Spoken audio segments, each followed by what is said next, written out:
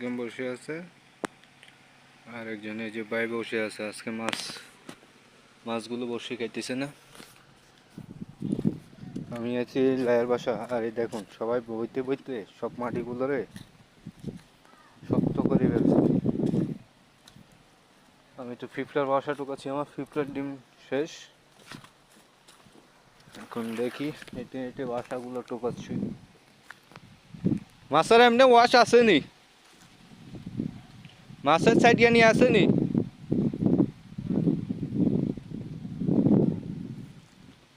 দেখি পিঁপড়া বাসাগুলো টোকায় পাই কিনা। আমার 15 লাগবে।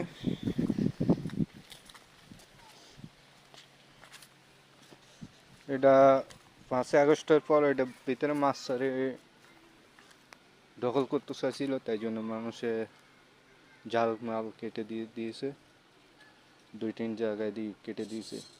মাছ আছে এখানে। মাছগুলো আমাদের মেহেদি হাসান বাদুম ভাই কাতল মাছ মারছে, এখান থেকে পাই 30টার কি 35টা। পাঙ্গাস মাছ মারছে 142টা।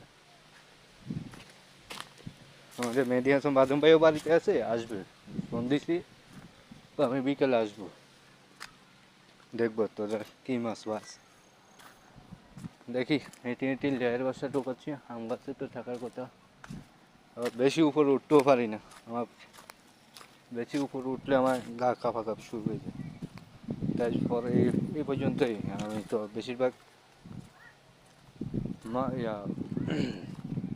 বড়ি ভাই ভাবে ওই যে 15 কিনি ভাই।